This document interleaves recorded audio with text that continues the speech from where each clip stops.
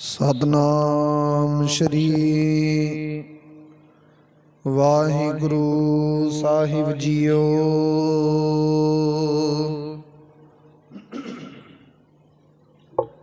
हर कियां कथा कहानियां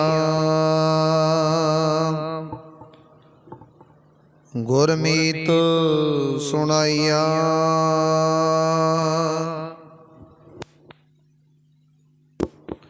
बलिहारी गुर अपने गुर कौ बल जाइया। राम कथा जुग जुग अटल सब कोई भाखत नेता। सुरगवास रघुवर करा सगरी पुरी समेता।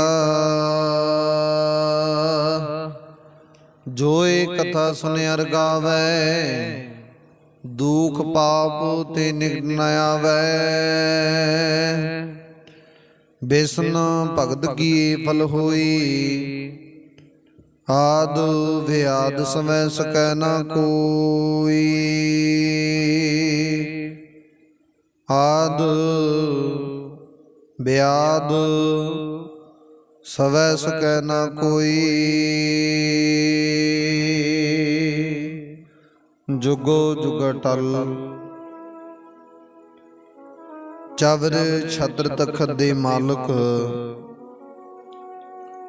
दसां पातशाहियां जी दी जोत हाजर नाजर श्री गुरु ग्रंथ साहिब महाराज जी दे पावन पवित्र सतगुरां दे सन्मुख हजूरी अंदर जुड़ बैठी गुरु प्यारी गुरु सवारी। गुरु की साजी साज के निवाजी गुरु का खास रूप खालसा साधु संगत जीओ। आओ कुछ समय लई सतगुरु जी दे पावन पवित्र चरण कमलों के नाल मन विरतियां एकाग्र करके जुड़ करके बहन की कृपालता करिए। समय और सुआसां नूं सफला करिए। सतगुरां दियां खुशियां प्राप्त करना करिए। चल रही लड़ीवार शब्द विचार कथा गुरबाणी सरवण करना करिए। आप संगत ने जो हुण तक लड़ीवार शब्द विचार कथा गुरबाणी सरवण करना कीती है, वो विचार इत्थों तक सी कि जिस वेले सतगुरु गुरु गोबिंद सिंह महाराज दसम पातशाह कलगीधर गुरु साहिब जी इधर श्री नंदेड़ साहिब की धरती ते इधर सतगुरु जी हजूर साहिब विखे पहुंचे ने।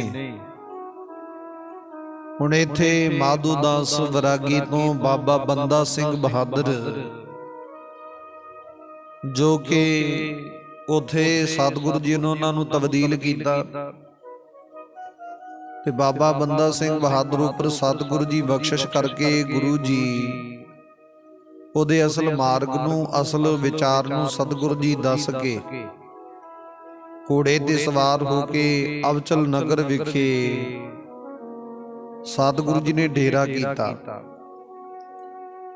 हुण इत्थे तेण अते भले साहिबजादियां नूं तैयार कीता अते गया कहंदे जमुना पार जाके युद्ध करन वास्ते तैयार बर तैयार हो। पंज सिंह भी सब प्रकार तैयार हो गए। उन्होंने वस्त्र शस्त्र हर तरह संभाल लए ने। आ घोड़ियां उपर सवार होके राहे राह चल पे ते गुरु जी दा ध्यान धार के उन्होंने चरणां उपर वंदना कीती। सतगुरु दे बदला लैण लई बौद्ध तुरकां नूं मारन वास्ते ते सतगुरु जी दे कारज नूं सुधारन वास्ते जो सतगुरु जी ने सेवा प्रदान की उस सेवा नूं तत पर पूर्ण तौर ते प्राप्त करन वास्ते बाबा बंदा सिंह बहादुर समेत गुरु सतगुरु जी तो आग्ञा लैण लगे ने। ਹੁਣ ਸ਼ਾਸਤਰ ਵਸਤਰ ਹਰ ਤਰ੍ਹਾਂ ਸੰਭਾਲ ਲਏ ਨੇ, ਘੋੜਿਆਂ ਉੱਪਰ ਸਵਾਰ ਹੋ ਗਏ ਤੇ ਰਾਹੇ ਨਾਲ ਚੱਲ ਪਏ ਨੇ। ਤੇ ਗੁਰੂ ਜੀ ਦਾ ਧਿਆਨ ਧਾਰ ਕੇ ਉਹਨਾਂ ਦੇ ਚਰਨਾਂ ਦੇ ਉੱਤੇ ਬੰਦਨਾ ਕੀਤੀ। ਬਦਲਾ ਲੈਣ ਤੇ ਬੌਧ ਦੁਰਕਾਂ ਨੂੰ ਮਾਰਨ ਵਾਸਤੇ ਸਤਿਗੁਰ ਜੀ ਦੇ ਕਾਰਜ ਦੇ ਸੰਬੰਧ ਅੰਦਰ ਉਥੋਂ ਚਾਲੇ ਪਾਏ। ਹੁਣ ਵਜੀਦ ਖਾਨ ਆਦ ਵੱਡੇ ਵੈਰੀ ਨੂੰ ਮਾਰ ਕੇ ਸਰਹੰਦ ਨਗਰ ਨੂੰ ਲੁੱਟਣ ਵਾਸਤੇ ਇਸ ਮਿਸ਼ਨ ਦੇ ਆਧਾਰ ਤੇ ਸਤਿਗੁਰੂ ਜੀ ਤੋਂ ਆਗਿਆ ਲੈ ਕੇ ਚੱਲ ਪਏ ਨੇ। ਉਥੋਂ ਚਲਦੇ ਚਲਦੇ ਬਹੁਤ ਦੇਸ਼ ਨਗਰ ਤੇ ਪਿੰਡ ਲੰਘ ਕੇ, ਸਾਰਾ ਪਿੰਡਾ ਲੰਘ ਕੇ ਥੋੜੀ ਦਿਨਾਂ ਦੇ ਵਿੱਚ ਜਮਨਾ ਪਾਰ ਕਰਕੇ ਬਹੁਤ ਪ੍ਰਸੰਨ ਹੋਏ ਨੇ। ਹੁਣ ਖਾਲਸੇ ਦਾ ਫੌਜੀ ਜਰਨੈਲ ਬਾਬਾ ਬੰਦਾ ਸਿੰਘ ਬਹਾਦਰ ਆਪਣਾ ਤੇਜ ਵਿਖਾ ਕੇ ਚੱਲਿਆ ਤੇ ਆਪਣੀ ਕਰਾਮਾਤ ਦੀ ਸ਼ਕਤੀ ਨਾਲ ਸਿੰਘਾਂ ਤੋਂ ਪਹਿਲਾਂ ਪਹੁੰਚ ਗਿਆ। ਜਿੱਥੇ ਕਪਾਲ ਮੋਚਨ ਤੀਰਥ ਹੈ ਨਾ, ਉੱਥੇ 5 ਕੋਹ ਤੇ ਥਾਂ ਪ੍ਰਾਪਤ ਕੀਤੀ। ਇੱਥੇ ਕਹਿੰਦੇ ਟੇਹਾ ਪਿੰਡ ਦਾ ਥੋੜਾ ਜਿਹਾ ਥੇ ਹੈ, ਏਦਾਂ ਉੱਚਾ ਥੇ ਹੈ। ਬਾਬਾ ਬੰਦਾ ਸਿੰਘ ਬਹਾਦਰ ਜਾ ਕੇ ਉੱਥੇ ਬਿਰਾਜਮਾਨ ਹੋਏ ਨੇ, ਪਹੁੰਚੇ ਨੇ। ਬੈਠ ਕੇ ਸਿੰਘਾਂ ਦਾ ਇੰਤਜ਼ਾਰ ਪਏ ਕਰਦੇ ਸੀ। ਵੇਖਦੇ ਸਨ ਕਿ ਗੁਰੂ ਜੀ ਪਾਸੋਂ ਕੈਸਾ ਹੁਕਮ ਲਿਆਵਣਗੇ। ਇਧਰ ਬਾਬਾ ਵਿਨੋਦ ਸਿੰਘ ਆਪਣੇ 5 ਸਿੰਘਾਂ ਨੂੰ ਨਾਲ ਲੈ ਕੇ ਆ ਰਹੇ ਸਨ। ਉਹਨਾਂ ਨੇ ਵੀ ਜਮਨਾ ਨਦੀ ਪਾਰ ਕੀਤੀ ਤੇ ਕਹਿੰਦੇ ਨੇੜਾ ਉੱਚਾ ਥਾਂ ਵੇਖਿਆ।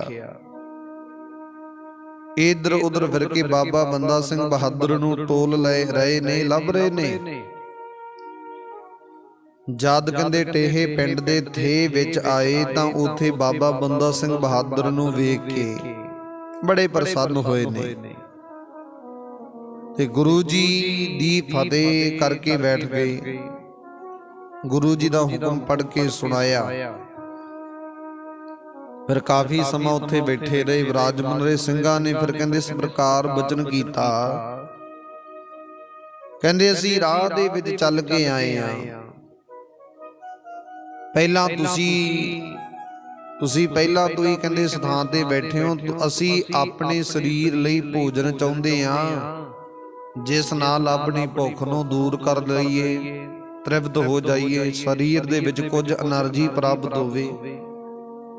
ਹੁਣ ਇਹ ਸੁਣ ਕੇ ਬਾਬਾ ਬੰਦਾ ਸਿੰਘ ਬਹਾਦਰ ਨੇ ਸਾਰਿਆਂ ਨੂੰ ਕਿਹਾ, ਕਹਿੰਦੇ ਅਸੀਂ ਪਹਿਲਾਂ ਕੁਝ ਵੀ ਜਵਾ ਨਹੀਂ ਕੀਤਾ, ਅਸੀਂ ਤੇ ਇਕੱਲੇ ਆਏ ਆ, ਸਾਡੇ ਪਾਸ ਕੋਈ ਵੀ ਸਮੱਗਰੀ ਨਹੀਂ ਹੈ, ਨਾ ਕੋਈ ਰਸੋਈ ਦੇ ਭਾਂਡੇ ਆ, ਨਾ ਕੋਈ ਰਸਤ ਵਸਤ ਹੈ। ਭਾਂਡੇ ਵਸਤਰ ਭੋਜਨ ਕੁਝ ਵੀ ਸਾਡੇ ਕੋਲ ਨਹੀਂ, ਜਿਸ ਵਾਸਤੇ ਸਤਿਗੁਰੂ ਜੀ ਨੇ ਇੱਧਰ ਭੇਜਿਆ। ਕਹਿੰਦੇ ਉੱਤਮ ਕਰਕੇ ਖਾ ਲਵੋ। ਇਸ ਪ੍ਰਕਾਰ ਜਦ ਆਪਸ ਦੇ ਵਿੱਚ ਕਹਿ ਰਹੇ ਸਨ, ਕਹਿੰਦੇ ਉਸ ਸਮੇਂ ਕੁਝ ਇਸਤਰੀਆਂ ਆਪਣੇ ਕਿਸਾਨ ਪਤੀਆਂ ਵਾਸਤੇ ਖੇਤਾਂ ਵਿੱਚ ਕੰਮ ਕਰਦੇ ਪਤੀਆਂ ਵਾਸਤੇ ਪ੍ਰਸ਼ਾਦਾ ਲੈ ਕੇ ਜਾ ਰਹੀਆਂ ਸਨ। ਤੇ ਅਚਨਚੇਤ ਸਤਿਗੁਰ ਦੀ ਕਿਰਪਾ ਰਹਿਮਤ ਵਰਦੀ ਕਿਸਾਨ ਖੇਤੀ ਕਰ ਇਸ ਸੰਬੰਧ ਵਿੱਚ ਉਹਨਾਂ ਦੇ ਵਾਸਤੇ ਉਹ ਪ੍ਰਸ਼ਾਦਾ ਲੈ ਕੇ ਜਾ ਰਹੀਆਂ ਸਨ, ਉਹਨਾਂ ਵਾਸਤੇ। ਤੇ ਜਦੋਂ ਜਾ ਰਹੀਆਂ ਸਨ, ਬਾਬਾ ਬੰਦਾ ਸਿੰਘ ਬਹਾਦਰ ਨੇ ਕਿਹਾ, ਏ ਸਿੱਖ ਭਰਾਵੋ ਸੁਣੋ, ਇਹ ਗੁਰੂ ਜੀ ਨੇ ਭੇਜਿਆ, ਇਹਨਾਂ ਪਾਸੋਂ ਖੋ ਕੇ ਖਾ ਲਵੋ, ਪ੍ਰਾਪਤ ਕਰ ਲੋ ਜਿਵੇਂ ਪ੍ਰਾਪਤ ਹੁੰਦਾ। ਪਹਿਲਾਂ ਸ਼ਗਨ ਭੋਜਨ ਦਾ ਚੰਗਾ ਏ,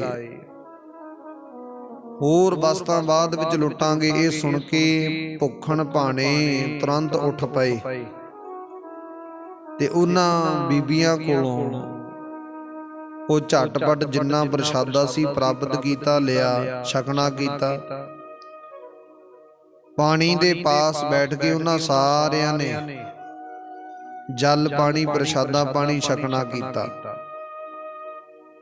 ਹੁਣ ਜਿਹੜੀ ਬਹੁਤ ਭੁੱਖ ਲੱਗੀ ਸੀ ਉਹ ਦੂਰ ਕੀਤੀ ਹੈ। ਕਹਿੰਦੇ ਉਹਨਾਂ ਇਸਤਰੀਆਂ ਨੇ ਬਹੁਤ ਰੌਲਾ ਪਾਇਆ ਤੇ ਪੁਕਾਰਦੀਆਂ ਹੋਈਆਂ ਉੱਥੋਂ ਚਲੇ ਗਈਆਂ। ਜਿਸ ਨਾ ਉਹਨਾਂ ਦੇ ਪਤੀ ਸਨ ਉਹ ਕਹਿਣ ਲੱਗੀਆਂ, ਕਹਿੰਦੇ ਰਾਹ ਦੇ ਵਿੱਚ ਡਾਕੂ ਬੈਠੇ ਨੇ, ਸਾਧੂ ਉਹਨਾਂ ਨੇ ਸਾਰਾ ਭੋਜਨ ਖੋਹ ਕੇ ਖਾ ਲਿਆ।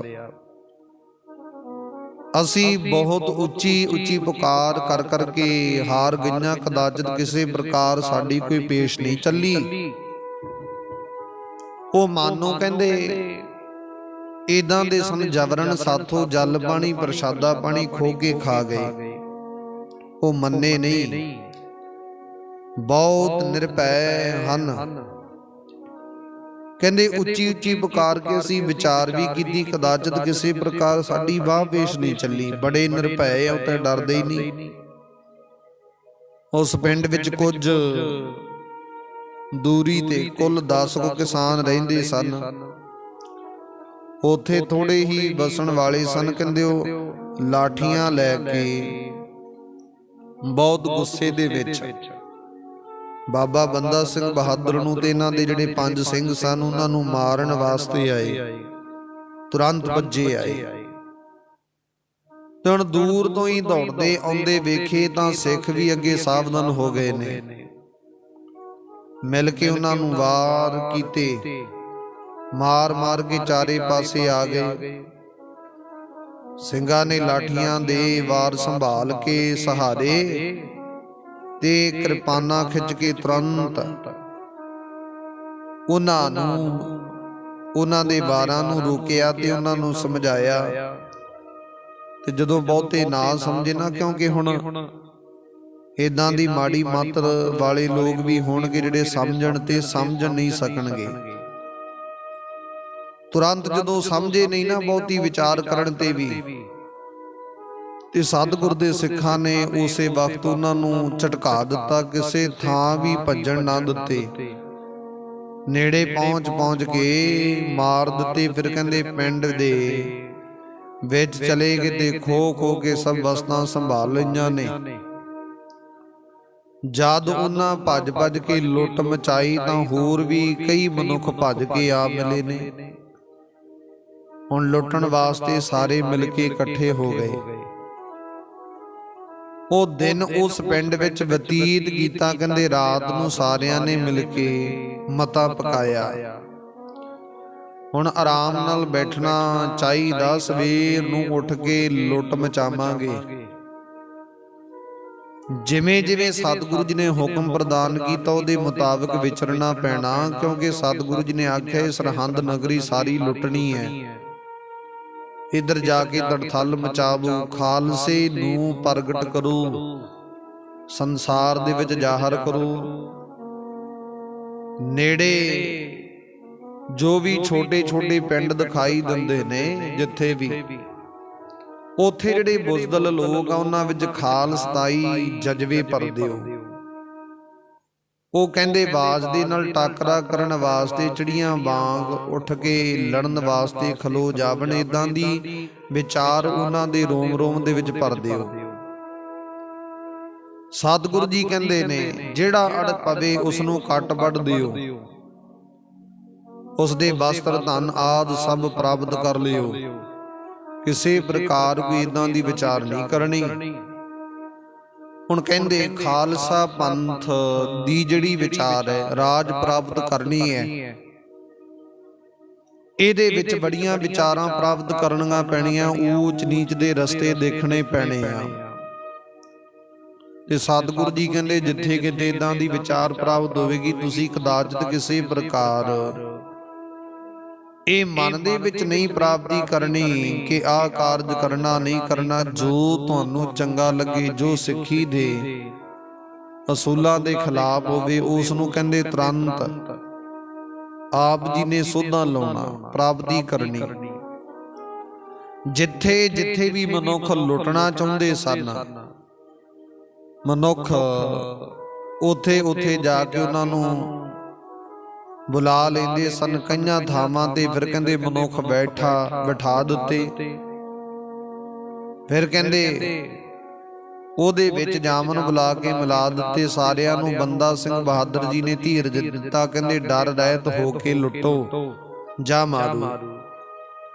ਜੋ ਵੈਰੀ ਇਕੱਠੇ ਹੋ ਕੇ ਮਿਲਣਗੇ ਤਾਂ ਕਹਿੰਦੇ ਮੈਂ ਤੁਹਾਡਾ ਰਖਵਾਲਾ ਬਣਾਂਗਾ, ਇਕੱਲੇ ਖੜੇ ਜਾਂ ਸਾਰਿਆਂ ਨੂੰ ਮਾਰੂ। ਇਸ ਪ੍ਰਕਾਰ ਸਲਾਹ ਕਰਕੇ ਸੁਚੇਤ ਹੋ ਕੇ ਸਵੇਰ ਜਾਗ ਕੇ ਯੁੱਧ ਕਰਦੇ ਸਨ। ਹੁਣ ਕਹਿੰਦੇ 4 ਘੜੀਆਂ ਰਾਤ ਰਹਿੰਦਿਆਂ ਅੰਮ੍ਰਿਤ ਵੇਲੇ ਸੂਰਜ ਇਸ਼ਨਾਨ ਕਰਕੇ ਹਥਿਆਰ ਪ੍ਰਾਪਤ ਕਰ ਲੈਂਦੇ ਸਨ। ਛੋਟੇ ਪਿੰਡਾਂ ਵਿੱਚ ਆਜ਼ਾਦ ਬਹੁਤ ਮਨੁੱਖ ਨਿਚਿੰਤ ਹੋ ਕੇ ਸੁੱਤੇ ਪਏ ਸਨ ਤਾਂ ਅਚਾਨਕ ਇੱਕੋ ਵਾਰ ਹਮਲਾ ਕਰਕੇ ਪੈ ਜਾਂਦੇ ਸਨ। ਕਈ ਡਰਦੇ ਮਾਰੇ ਪ੍ਰਣ ਲੈ ਕੇ ਭੱਜ ਜਾਂਦੇ ਸਨ। ਉਹ ਜਦ ਬਚ ਜਾਂਦੇ ਸਨ, ਜਿਹੜੇ ਅੱਗੇ ਹਟ ਜਾਂਦੇ ਸਨ ਉਹ ਸਾਰੇ ਮਾਰੇ ਜਾਂਦੇ ਸਨ। ਧਨ ਆਦਿ ਵਸਤਾਂ ਭਲੀ ਪ੍ਰਕਾਰ ਲੁੱਟ ਲੈਂਦੇ, ਹਥਿਆਰਬੰਦ ਹੋ ਕੇ ਲੜਨ ਵਾਸਤੇ ਖਲੋ ਜਾਂਦੇ ਸਨ। ਹੁਣ ਨੇੜੇ ਨੇੜੇ ਦੇ 2-3 ਪਿੰਡਾਂ ਵਿੱਚੋਂ ਧਨ ਆਦਿ ਬਹੁਤ ਵਸਤਾਂ ਲੁੱਟੀਆਂ ਪ੍ਰਾਪਤ ਕੀਤੀਆਂ। ਏਦਾਂ ਐਸੇ ਰੌਲੇ ਨੂੰ ਵੇਖ ਕੇ ਅਤੇ ਸੁਣ ਕੇ 4 ਸਪੇਰੇ ਹੁਣ ਉਥੇ ਲੁਟੇਰੇ ਆ ਮਿਲੇ। ਸ਼ਾਮ ਤੱਕ 300 ਲੁਟੇਰੇ ਇਕੱਠੇ ਹੋ ਗਏ। ਉਹਨਾਂ ਨੇ ਖਾਣਾ ਪੀਣਾ ਚੰਗਾ ਕਰ ਲਿਆ। ਜੋਧਿਆਂ ਵਾਲਾ ਨਾਰਾ ਮਾਰ ਕੇ ਬੜੇ ਪ੍ਰਸੰਨ ਹੁੰਦੇ ਸਨ। ਤੁਰਕਾਂ ਨੂੰ ਮਾਰ ਕੇ ਦੇਸ਼ ਖੋਹ ਲਵਾਂਗੇ, ਹਥਿਆਰ ਲੁੱਟ ਕੇ ਭਾਰੀ ਧਨ ਲਿਆ ਕੇ ਛੋਟੇ ਵੱਡੇ ਕਈ ਘੋੜੇ ਸੰਭਾਲ ਕੇ ਪ੍ਰਾਪਤ ਕਰਾਂਗੇ, ਇਦਾਂ ਦੀ ਵਿਚਾਰ ਕਰਦੇ ਸਨ। ਹੁਣ 3 ਦਿਨ ਇਸ ਪ੍ਰਕਾਰ ਧੂਮ ਮਚਾਈ। ਪੂਰਨ ਤੌਰ ਤੇ ਉਸ ਇਲਾਕੇ ਵਿੱਚ ਨੇੜੇ ਨੇੜੇ ਦੇ ਪਿੰਡਾਂ ਦੇ ਵਿੱਚ ਇਦਾਂ ਦੀ ਦਹਿਸ਼ਤ ਫੈਲਾ ਦਿੱਤੀ ਕਿ ਲੋਕ ਦੇਖਦੇ ਸਨ, ਡਰਦੇ ਸਨ ਤੇ ਆਪਣੇ ਆਪ ਦੇ ਵਿੱਚ ਇਹ ਵਿਚਾਰ ਪ੍ਰਾਪਤ ਕਰਦੇ ਸਨ, ਘਰੋਂ ਨਿਕਲਣਾ ਪਸੰਦ ਨਹੀਂ ਸੀ ਕਰਦੇ। ਇਦਾਂ ਦੀ ਧੂਮ ਮਚਾ ਦਿੱਤੀ। ਹੁਣ ਕਹਿੰਦੇ ਭਾਰੀ ਰੌਲਾ ਪੈ ਗਿਆ। ਪਿੰਡਾਂ ਤੇ ਨਗਰਾਂ ਵਿੱਚ ਬਹੁਤ ਮਨੁੱਖ ਸਾਵਧਾਨ ਹੋ ਗਏ। ਸ਼ਾਸਤਰ ਫੜ ਕੇ ਖਲੋ ਕੇ ਡਰ ਮੰਨਦੇ ਸਨ। ਉਸ ਵਕਤ ਪਾਸ ਹੀ ਭਾਰੀ ਨਗਰ ਕਹਿੰਦੇ ਮੁਸਤਾਬ, ਇਹ ਸਤਿਗੁਰੂ ਜੀ ਦੀ ਕਿਰਪਾ ਦੇ ਨਾਲ ਉਹ ਨਗਰ ਵਿਖੇ ਪਹੁੰਚੇ ਨੇ। ਮੁਸਤਾਬਾਦ ਸੀ ਨਗਰ ਇਹ। ਉਥੇ 2000 ਸੂਰਵੀਰ ਸਥਿਰ ਸਨ, ਜਿਨ੍ਹਾਂ ਦੇ ਮਰੇ ਅਤੇ ਲੁੱਟੇ ਗਏ ਸਨ। ਉਹਨਾਂ ਨਾ ਗਏ, ਉੱਚੀ ਉੱਚੀ ਪੁਕਾਰ ਕਰਦੇ ਸਨ, ਤੁਸੀਂ ਮਾਲਕ ਸੁਖ ਨਾਲ ਬੈਠੇ ਹੋ। ਡਰ ਅਤੇ ਜੰਗ ਕਰਕੇ ਪਿੰਡ ਲੁੱਟੇ ਗਏ ਨੇ ਅਤੇ ਉਜਾੜੇ ਗਏ ਨੇ। ਇਹ ਸੁਣ ਕੇ ਮਾਲਕਾਂ ਨੇ ਪੁੱਛਿਆ, ਕਹਿੰਦੇ ਐਸਾ ਕੌਣ ਆਇਆ, ਕੌਣ ਹੈ ਜਿਸ ਨੇ ਕਿਸੇ ਡਰ ਤੋਂ ਬਗੈਰ ਕਹਿੰਦੇ ਇਦਾਂ ਦੀ ਵਿਚਾਰ ਪ੍ਰਾਪਤ ਕੀਤੀ, ਘਰ ਉਜਾੜ ਦਿੱਤੇ ਨੇ। ਹੁਣ ਸਤਿਗੁਰੂ ਨੇ ਜਿਵੇਂ ਹੁਕਮ ਕੀਤਾ ਸੀ ਕਿ ਇਦਾਂ ਕਰਕੇ ਤੁਸੀਂ ਉੱਥੇ ਵਿਚਰਨਾ, ਇਦਾਂ ਕਰਕੇ ਵਿਚਾਰ ਪ੍ਰਾਪਤ ਕਰਨੀ, ਤਾਂ ਜਾ ਕੇ ਖਾਲਸੇ ਦਾ ਜਿਹੜਾ ਦਹਿਸ਼ਤ ਲੋਕਾਂ ਦੇ ਵਿੱਚ ਪ੍ਰਾਪਤ ਹੋਵੇਗਾ। ਉਹਨਾਂ ਨੇ ਕਿਹਾ, ਕਹਿੰਦੇ ਕੁਝ ਜਾਣਿਆ ਨਹੀਂ ਜਾਂਦਾ ਹੈ, ਦਿਨ ਪ੍ਰਤੀ ਦਿਨ ਬਹੁਤ ਇਕੱਠੇ ਹੁੰਦੇ ਜਾ ਰਹੇ ਨੇ। ਉਤੇ ਉਹਨਾਂ ਦਾ ਵੱਡਾ ਟੋਲਾ ਬਣਦਾ ਜਾ ਰਿਹਾ। ਉੱਥੇ ਤੁਰਕ ਹਾਕਮ ਤਿਆਰ ਹੋ ਗਏ, ਘੋੜਿਆਂ ਉੱਪਰ ਤੁਰੰਤ ਕਾਠੀਆਂ ਪਾ ਲਈਆਂ ਨੇ। ਹੁਣ ਕਹਿੰਦੇ 2000 ਸਵਾਰ ਚੱਲ ਕੇ ਆਏ ਨੇ ਤੇ ਦੋ ਵੱਡੀਆਂ ਜੁਝਾਰੂ ਤੋਪਾਂ ਵੀ ਪ੍ਰਾਪਤ ਕਰੀ ਬੈਠੇ ਨੇ। ਜਿੱਥੇ ਬਾਬਾ ਬੰਦਾ ਸਿੰਘ ਬਹਾਦਰ ਨੇ ਲੁੱਟ ਕੁੱਟ ਕੇ ਡੇਰਾ ਕੀਤਾ, ਸੁਣ ਕੇ ਸਾਰੇ ਪਾਸੇ ਉਸ ਪਾਸੇ ਵੱਲ ਕਹਿੰਦੇ ਵੱਡਾ ਕ੍ਰੋਧ ਧਾਰਨ ਕਰਕੇ ਚੱਲ ਪਏ। ਇਦਾਂ ਦੀ ਵਿਚਾਰ ਪ੍ਰਾਪਤ ਹੋਈ। ਕਹਿੰਦੇ ਕੁਝ ਡਰ ਕੇ ਹੌਲੀ ਹੌਲੀ ਗਏ ਤੇ ਚੱਲ ਕੇ ਉੱਥੇ ਪਹੁੰਚ ਗਏ। ਹੁਣ ਦੂਰੋਂ ਵੇਖ ਕੇ ਤੋਪ ਚਲਾਈ ਤੇ ਦਲ ਵਿੱਚ ਬਹੁਤ ਨਗਾਰੇ ਵਜਾਏ ਗਏ ਨੇ। ਸਾਰੇ ਲੁਟੇਰੇ ਵੇਖ ਕੇ ਡਰ ਗਏ। ਉਹ ਕਹਿਣ ਲੱਗੇ ਨੇ, ਇਹਨਾਂ ਦੇ ਅੱਗੇ ਜਾ ਕੇ ਕੌਣ ਲੜੇਗਾ, ਕੌਣ ਅੜੇਗਾ, ਭਾਵ ਕੋਈ ਨਹੀਂ।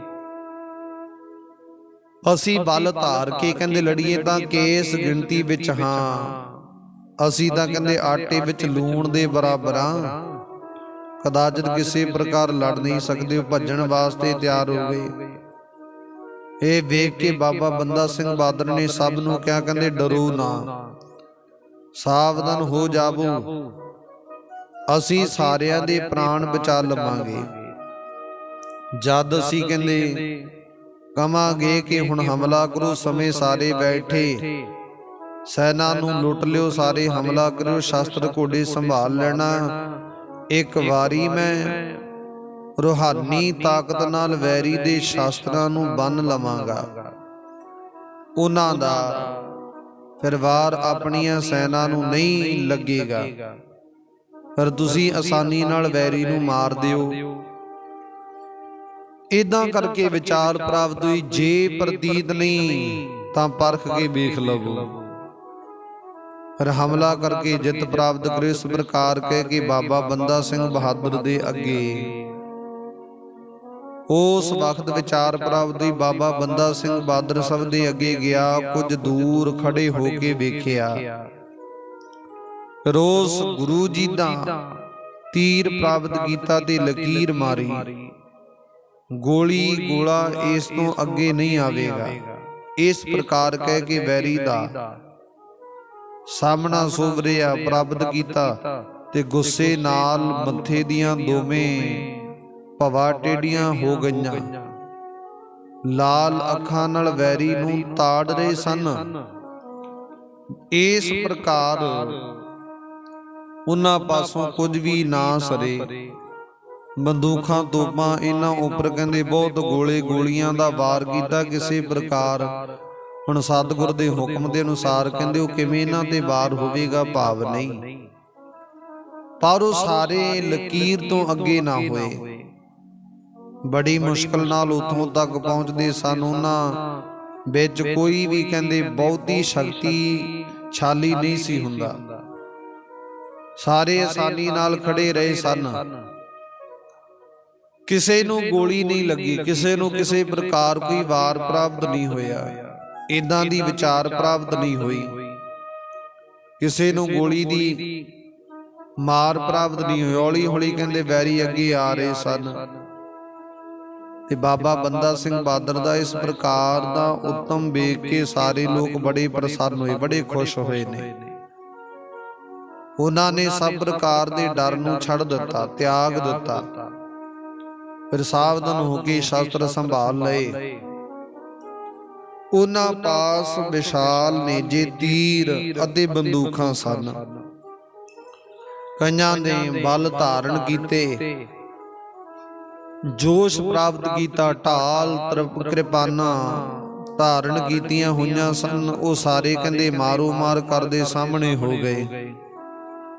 ਸਾਰਿਆਂ ਦੇ ਅੱਗੇ ਬਾਬਾ ਬੰਦਾ ਸਿੰਘ ਬਹਾਦਰ ਜੀ ਆਪ ਖਲੋ ਗਏ। ਆਪਣੀ ਸੈਨਾ ਨੂੰ ਉਹ ਉਤਸ਼ਾਹ ਦੇ ਰਹੇ ਸਨ, ਪ੍ਰੇਰਿਤ ਕਰ ਰਹੇ ਸਨ, ਜਜ਼ਬਾ ਉਹਨਾਂ ਦਾ ਵਧਾ ਰਹੇ ਸਨ। ਇਸ ਪ੍ਰਕਾਰ ਚੱਲਦੇ ਜਦ ਨੇੜੇ ਹੋ ਗਏ, ਫਿਰ ਕਹਿੰਦੇ ਦਲੇਰ ਹੋ ਗਏ, ਸੂਰਮਿਆਂ ਨਾਲ ਭੀੜ ਕਰਨਾ ਚਾਹੁੰਦੇ ਸਨ।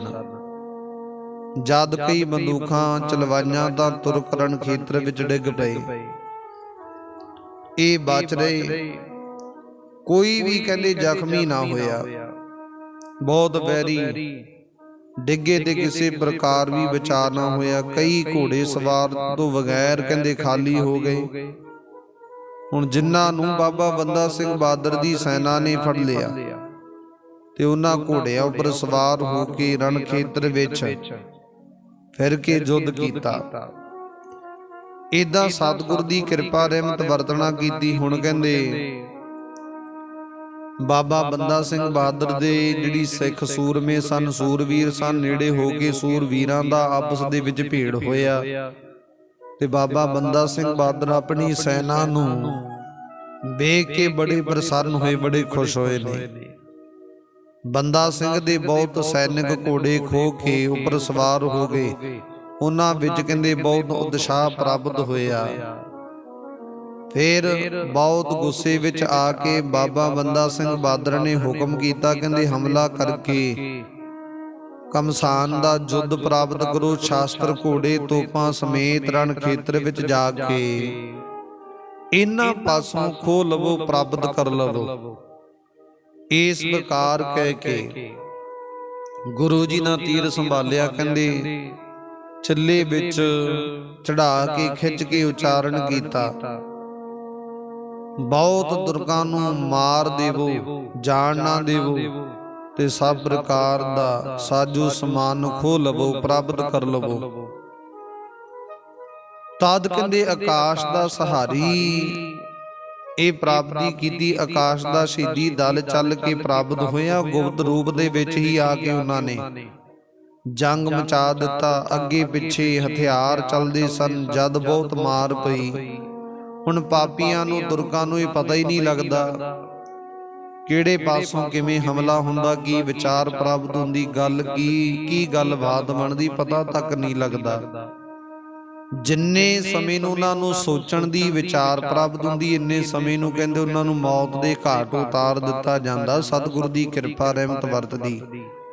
ਇਦਾਂ ਕਰਕੇ ਹੁਣ ਸਤਿਗੁਰੂ ਗੁਰੂ ਗੋਬਿੰਦ ਸਿੰਘ ਮਹਾਰਾਜ ਦੇ ਬੰਦਾ ਬਾਬਾ ਬੰਦਾ ਸਿੰਘ ਬਹਾਦਰ ਅਤੇ ਉਹਦੀ ਫੌਜ ਰਣ ਖੇਤਰ ਦੇ ਵਿੱਚ ਇਦਾਂ ਕਰਕੇ ਪਾਪੀਆਂ ਨਾਲ ਜੰਗ ਦੇ ਵਿੱਚ ਲੋਹੇ ਨਾਲ ਲੋਹਾ ਟਕਰਾ ਰਹੇ ਨੇ। ਤਾਂ ਤੇ ਆਓ ਪਿਆਰੀ ਸੰਗਤ ਜੀਓ, ਕਥਾ ਵਿਚਾਰ ਦਾ ਜੋ ਸਮਾਂ ਸਮਾਪਤ ਹੋ ਚੁੱਕਿਆ। ਰਹਿੰਦੀ ਵਿਚਾਰ ਆਪਾਂ ਕੱਲ ਨੂੰ ਸਰਵਣ ਕਰਾਂਗੇ। ਅੱਗੇ ਕਿਵੇਂ ਕਰਕੇ ਬਾਬਾ ਬੰਦਾ ਸਿੰਘ ਬਹਾਦਰ ਅਤੇ ਇਹਨਾਂ ਦੀ ਸੈਨਾ, ਇਹਨਾਂ ਦੇ ਨਾਲ ਜਿਹੜੀ ਫੌਜ ਰਲਦੀ ਹੈ, ਉਹ ਕਿਵੇਂ ਕਰਕੇ ਇਸ ਤਰ੍ਹਾਂ ਬੈਰੀਆਂ ਦੇ ਨਾਲ ਜੂਝਦੇ ਨੇ, ਪਾਪੀਆਂ ਨੂੰ ਮੌਤ ਦੇ ਘਾਟ ਉਤਾਰਦੇ ਨੇ, ਕਿਵੇਂ ਕਰਕੇ ਇਹ ਵਿਚਾਰ ਪ੍ਰਾਪਤ ਹੁੰਦੀ। ਰਹਿੰਦੀ ਵਿਚਾਰ ਆਪਾਂ ਕੱਲ ਨੂੰ ਸਰਵਣ ਕਰਾਂਗੇ ਪਿਆਰੋ। ਅੱਜ ਦੀ ਵਿਚਾਰ ਇਥੋਂ ਤੱਕ ਪ੍ਰਾਪਤ ਕਰਨੀ। ਆਓ ਗੁਰੂ ਚਰਨਾਂ ਦੇ ਵਿੱਚ ਸਮਾਪਤੀ ਕਰਨ ਦਾ ਯਤਨ ਕਰੀਏ। ਸਤਿਗੁਰੂ ਜੀ ਕਿਰਪਾ ਕਰਦੇ ਨੇ।